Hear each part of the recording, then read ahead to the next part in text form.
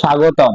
আপনি কি নিশ্চিত এই মুহূর্তে সত্যি আপনি ভিডিওটি দেখছেন, নাকি অবচেতনের কোনো এক গভীর তন্দ্রায় বিভোর হয়ে কেবল স্বপ্ন দেখছেন যে আপনার হাতে একটি মোবাইল আর তাতে ভেসে উঠছে এই দৃশ্যগুলো? এমন স্বপ্ন ও বাস্তবতার দুটানা নিয়ে তৈরি হয়েছে 2010 সালে ক্রিস্টোফার নোলানের সেই বিখ্যাত চলচ্চিত্র ইনসেপশন। ইনসেপশন এমন একটি চলচ্চিত্র যা নিয়ে এখনো সিনেমা প্রেমীদের মধ্যে আলাপ আলোচনা দেখা যায়। এই সিনেমার এন্ডিং সিন নিয়ে কেন এখনো এত আলাপ আলোচনা হয়, চলুন বিষয়গুলো একটু গভীরে গিয়ে জানার চেষ্টা করি। ইনসেপশন, যার অর্থ সূচনা, এই সূচনা দিয়ে আমরা আমাদের প্রথম চ্যাপ্টার শুরু করব। মুভিটির গল্প খিচুড়ির মতো, খুবই সুস্বাদু, কিন্তু লেয়ারগুলো বোঝা কঠিন।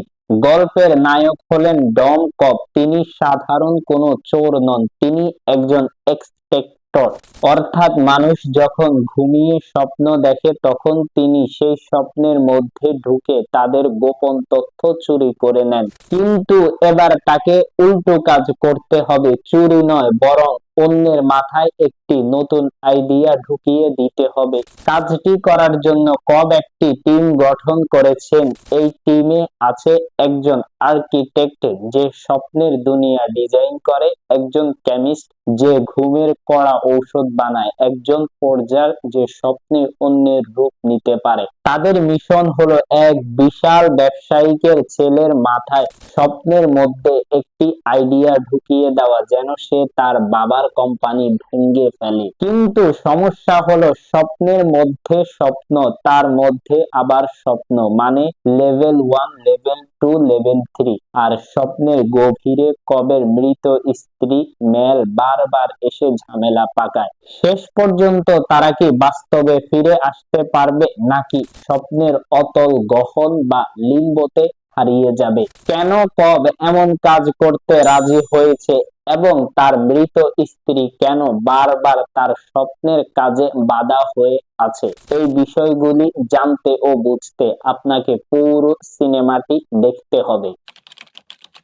সিনেমাটিতে অভিনয় করেছেন এক ঝাঁক তারকা: Leonardo DiCaprio, Joseph Gordon Levitt, Elliot Page, Tom Hardy, Cillian Murphy, Ken Watanabe, Marion Cotillard, Dileep Rao, Michael Caine, Tom Berenger. প্রধান চরিত্রের নাম ছিল ডম কব, যে মানুষের স্বপ্নে তথ্য চুরি করে। এই চরিত্রে অভিনয় করেছেন লিওনার্দো ডি ক্যাপ্রিও। আর বাকি সবাই তাকে কেউ সহযোগিতা করত, বা কেউ তার স্বপ্নের তথ্য চুরি করার বিষয়টিকে ভেস্তে দিত। মুভির প্রথম চরিত্রের নামগুলির প্রথম অক্ষর যদি আমরা একসাথে করি তাহলে দাঁড়ায় ড্রিম, যার বাংলা স্বপ্ন। আর পুরো মুভিটি ছিল স্বপ্ন নিয়ে। কি দারুণ কারিশমাটিক অ্যাঙ্গেলে সাজিয়েছেন ক্রিস্টোফার নোলান, তা ভাবতেই আনন্দ লাগে। এমন কারিশমাটিক মুভি কবে যে আমাদের দেশে তৈরি হবে তা এখনো ভাবনার জগৎ। মুভিতে দেখানো প্রায় সব কিছুই রিয়েল। সেই বিখ্যাত দৃশ্যটির কথা মনে আছে, যেখানে একটি হোটেলের করিডোরে জিরো গ্র্যাভিটিতে মারামারি চলছে? অবাক করা বিষয় হলো ওটা কোনো কম্পিউটার গ্রাফিক্স বা সিজিআই ছিল না। নোলান ভাই সত্যি একটি বিশাল ঘূর্ণায়মান করিডোর বানিয়েছেন এবং অভিনেতাদের সেখানে আচার খাইয়েছেন। মুভিতে থাকা 2 মিনিট 38 সেকেন্ডের নন জেনারেটরিয়ান গানটির কথা মনে আছে, যার মধ্যে পরিচালক একটি সূক্ষ্ম বিষয়কে খুবই চমৎকার করে ফুটিয়ে তুলেছেন। এই গান আর পুরো মুভিটির সময়ের মারপ্যাচ দ্বারা প্রমাণ করেছেন যে এই পুরো মুভিটি একটি স্বপ্ন। মুভিটির শেষ দৃশ্য সারা বিশ্বের সিনেমা প্রেমী দর্শকদের মধ্যে এখনো তর্কের জন্ম দেয়। কব যখন তার বাচ্চাদের কাছে ফিরে যায়, সে টেবিলের উপর তার টোটেম ঘুরিয়ে দেয়। টোটেম দেখতে অনেকটা লাঠিমের মতো।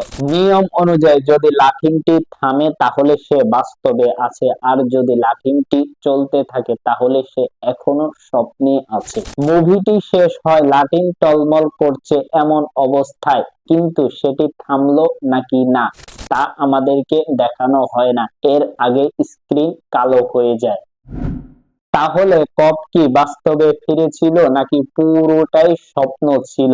এর আসল উত্তর হলো কব লাঠিমের দিকে একবারও তাকিয়ে দেখেনি। সে তার সন্তানদের কাছে ফিরে গিয়েই খুশি ছিল, অর্থাৎ সে স্বপ্ন নাকি বাস্তবে আছে সেটা তার কাছে আর ম্যাটার করে না, তার কাছে তার সুখটাই আসল।